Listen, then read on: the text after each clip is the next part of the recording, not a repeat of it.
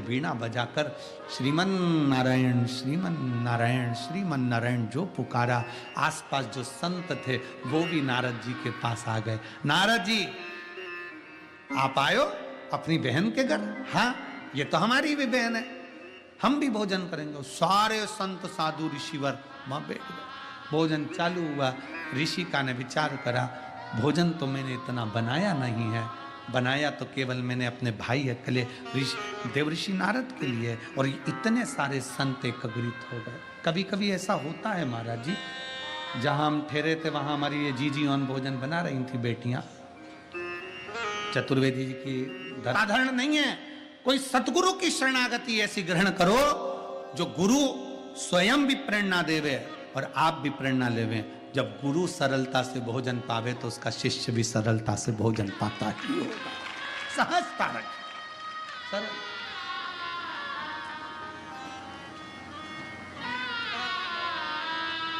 शिव महापुराण की कथा कहती है, नारद जी के साथ में संत भोजन करने बैठ गए। जैसे ही संत भोजन करने बैठे, भोजन हो गया। भोजन होने के बाद नारद जी ने अपनी छोटी सी गठरिया में से जो लक्ष्मी जी ने सिक्का दिया था, जो लक्ष्मी जी ने क्वाइन दिया था, मुद्रा दी थी, वो मुद्रा निकालकर नारद जी अपनी बहन को देने लगे। ऋषिका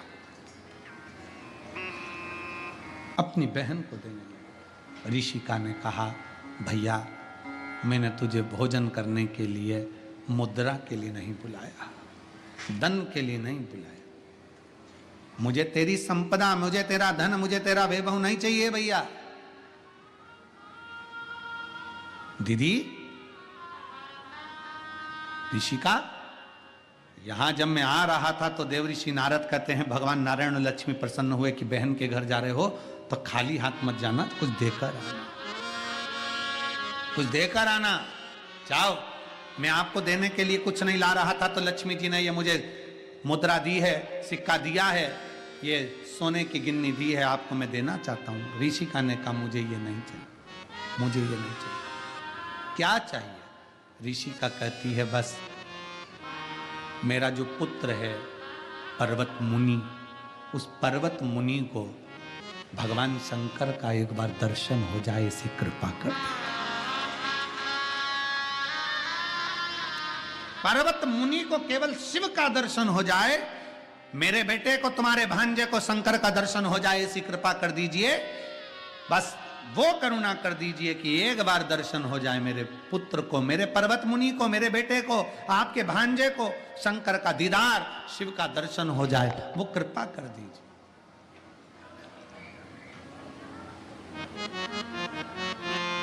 देवऋषि नारद ने कहा अपनी बहन ऋषिका से, ऋषिका सुन, अगर तू नारायण का दर्शन मांगती ना तो मैं अभी ले जाकर करा देता। अगर तू नारायण का दर्शन मांगती ऋषिका तो मैं अभी ले जाकर करा देता।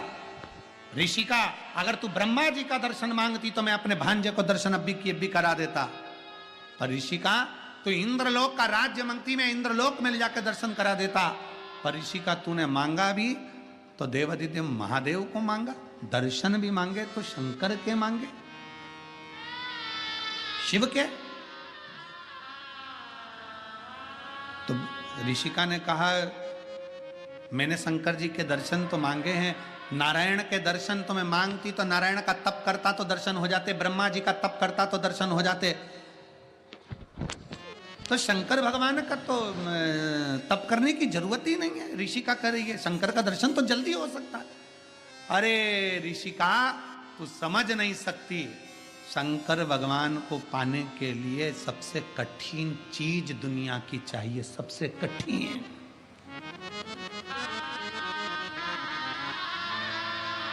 दुनिया की सबसे कठिन चीज महादेव को पाने के लिए चाहिए। भगवान को, नारायण को पाने के लिए तप साधना करिए, भगवान मिल जाएंगे, यज्ञ अनुष्ठान करिए, भगवान मिल जाएंगे। ब्रह्मा जी को पाने के लिए तप साधना करिए, यज्ञ अनुष्ठान करिए, ब्रह्मा जी मिल जाएंगे। पर शंकर जी को पाने के लिए सबसे कठिन दुनिया की चीज चाहिए, वो दुनिया के लोगों के पास होती ही नहीं है।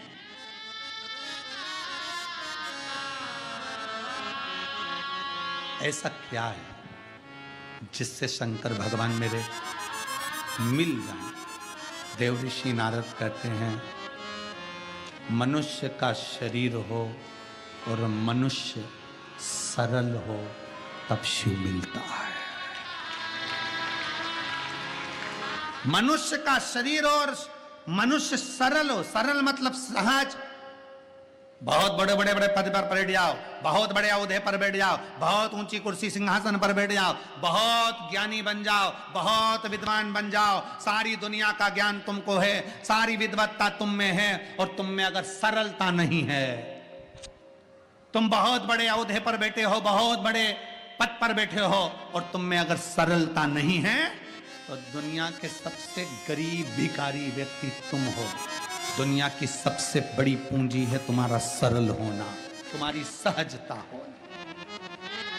और होता क्या है, व्यक्ति जब आगे बढ़ता है, बहुत उन्नति की ओर बढ़ता है, बढ़ते बढ़ते वो एकदम कठोर होता चले जाता है, सरल नहीं रहता। वो अपना अपना अहंकार, अपनी अभिमतता थोड़ी बढ़ती जाती है। दुकान है, व्यापार है, व्यवसाय, फैक्ट्री है, नौकरी है, ये है वो है, उसमें अहमता आती जाती है, सरलता खत्म होती चली जाती है। कई बार पत्नियां कह देती हैं, तुम पहले अच्छे थे, अभी तुम्हें हो क्या गया, तुम्हारा इतना प्रमोशन होते जा रहा है और तुम बुद्धि से डिमोशन होते जा रहे हो क्या रहा है तुमको।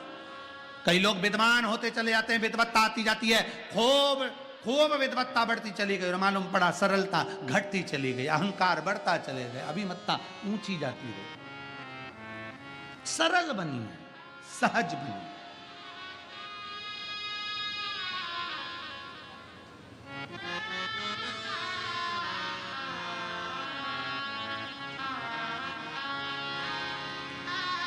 और जितनी सरल होगी उतनी जल्दी शिव तत्व प्राप्त हो जाए। कितने सरल हैं शंकर भगवान। शंकर भगवान को पाने के लिए आडंबर की जरूरत नहीं है, शिव जी को पाने के लिए दिखावे की जरूरत नहीं है, शंकर को पाने के लिए तुम्हारे को छल छिद्र बेईमानी की जरूरत नहीं है। शंकर को पाने के लिए तुम्हारी केवल एक भोलापन, तुम्हारी सरलता, एक लोटा जल लिया, शिव जी के मंदिर पहुंच गए, जैसे थे वैसे शंकर को भज लिया, शंकर तुम्हारे हो गए और तुम शंकर के हो गए, बस शिव मिल गया। ये सरलता होना चाहिए।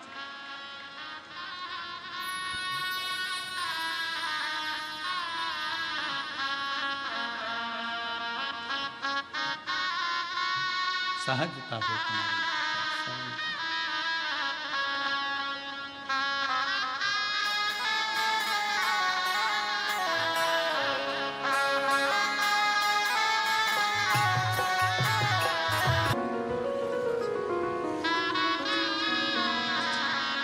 हमारे बीच में जिन्होंने पूर्ण व्यवस्थाओं में आज विराम की ओर जा रही है,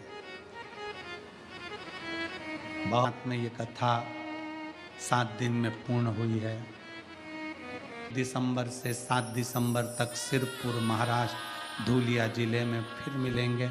ऐसे ही पावन प्रांगण में लाखों शिव भक्तों की उपस्थिति में मेरा सिरपुर फिर आनंद में डूबेगा। और कथा का रसपान 1 बजे से 4 बजे तक करेंगे। सभी सिरपुर के आसपास के रहवासियों से निवेदन है, खूब प्रेम से कथा सुनो, बाबा से किसी इंसान पर भरोसा मत करो। फिर निवेदन है कि इंसान पर भरोसा करोगे तो टूट जाएगा, ईश्वर पर भरोसा करोगे तो कभी जिंदगी में नहीं टूटेगा। उस ईश्वर पर भरोसा, उस भगवान पर भरोसा करो। हम इंसान पर क्यों भरोसा करते हैं, क्यों, किस लिए?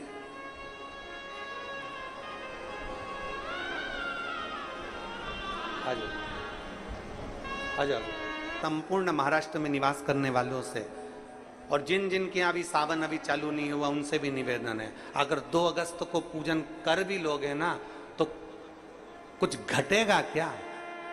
अरे बोलो तो जम के, नहीं घटेगा ना। वो तो शिव की आराधना है, शंकर की पूजन है। आप तो ये मानकर चलो ना कि हम शिव को भज रहे हैं, और शंकर को भजने के लिए कोई मुहूर्त, कोई समय, कोई दिन, कोई पल, कोई घड़ी नहीं। शंकर को पाने के लिए तो बस तुम दिल से जिस दिन पुकारोगे शंकर तुम्हारे सामने हो। शिव को दिल से पुकार लो, वो तुम्हारे सम्मुख में हो।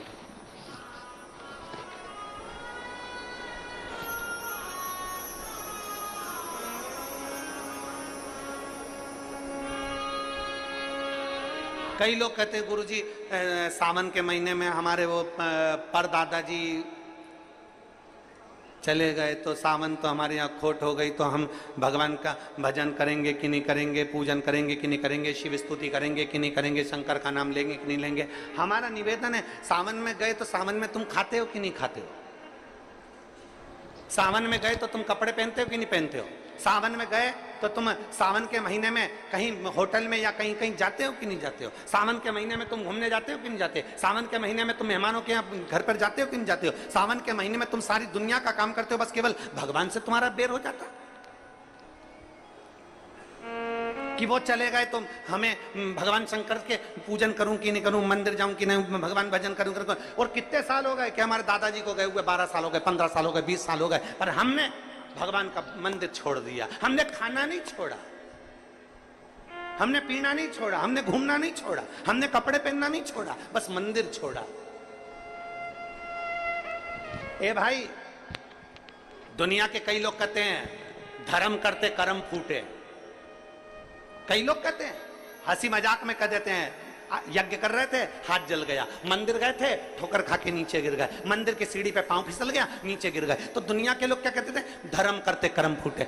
केदारनाथ जी दर्शन करने गए थे, कहीं कुछ हो गया, मालूम पड़े कहीं गए थे कुछ हो गया, तो क्या लोग लिखते हैं? धर्म करते कर्म फूटे। अरे भाई, धर्म करते कर्म नहीं फूटता कभी भी। याद रखना, जब एक व्यक्ति मटका लेने के लिए जाता है, मटके को जब लेने के लिए जाता है तो उस मटके को बजा बजा कर देखता है, बजा बजा कर देखता है। क्यों देखता है? क्योंकि अगर ये मटका फूटा होगा तो अभी की अभी फूट जाएगा, इसलिए इसको बजा कर देखा जाता है। और अच्छा होगा तो मैं इसको लेकर चले जाऊंगा।